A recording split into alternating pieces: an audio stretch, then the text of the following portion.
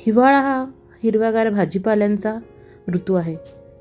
तर आता मार्केटमध्ये ताजे मटर आलेले आहेत। तर इथे मी हराभरा कबाब बनवणार आहे। त्यासाठी इथे मी 2 वाट्या मटर आणि 1 मूठभर पालक घेतले। त्याला छान शिजवून घ्यायचं आहे। गरम पाण्यामध्ये घातलं मी आणि त्याला छान शिजवून घेतलेलं आहे।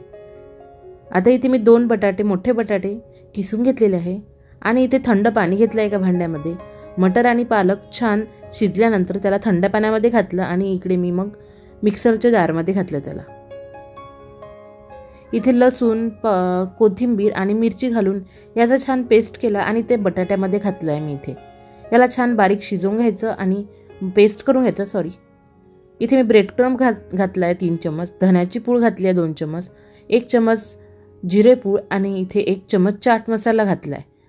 कलर येण्यासाठी हळद आणि चवीनुसार मीठ घातलं आहे। इथे मी कॉर्नफ्लॉवर घेतला आहे, त्यामध्ये पाणी घातलं आहे, कॉर्नस्टार्च त्याच्यामध्ये पाणी घालून त्याला पातळ करून घेतलं आहे आणि हे मिश्रण पूर्ण एकजीव करत आहे। इथे थोडं बेसन घालायचं आहे। हे पहिले मी एकजीव करून घेत आहे, त्यानंतर मी इथे बेसन घालणार। बघा या प्रकारे याला छान मिक्स करून घ्यायचं, गुठळ्या वगैरे राहिला नाही पाहिजे। इथे 1 चमच मोठा चम्मच भरून बेसन घातलं आहे, त्याच्यामुळे बाइंडिंग छान येते आणि चवीला पण खूप मस्त असे हरेभरे कबाब वाटतात। चवीला खूप मस्त आणि हिवाळ्यात बनवण्यात यावी अशी रेसिपी आहे। इथे मी ब्रेड क्रम्स घेतलाय आणि कॉर्नस्टार्च पाणी घालून घेतलाय ते घेतलाय आणि इथे ऑइल लावून घेतलं मी हाताला।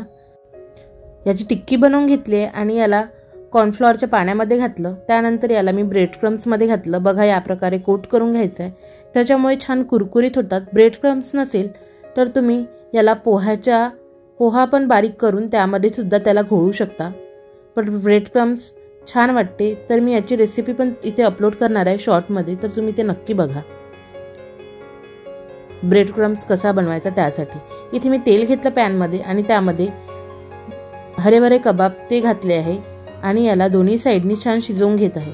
बघा इथे मी थोडं जास्तच तेल झालं, यापेक्षा तुम्ही कमी तेल सुद्धा वापरू शकता। याला दोन्ही साइडने छान शिजवून घ्यायचं, खूप शिजवावं लागत नाही कारण पहिले शिजलेले असतात आणि चवीला खूप मस्त। आजकाल कुठेही मिळतात, प्रत्येक रेस्टॉरंटमध्ये अवेलेबल असतात हे आणि लग्नाच्या ठिकाणी सुद्धा मिळतात। चवीला खूप मस्त होतात। सॉस सोबत तुम्ही याला सर्व करू शकता।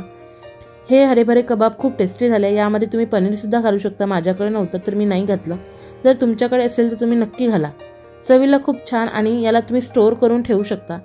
बनवायच्या आधी 15 मिनिटं आधी याच्या टिक्की बनवून तुम्ही फ्रीजमध्ये ठेवा, ते सेट होतात, नाहीतर तुम्ही डायरेक्ट बनवला तरी पण चालेल। चवीला खूप मस्त अशी बनली आहे। तुम्ही पण ही रेसिपी नक्की ट्राय करा, मस्त ट्राय आहे।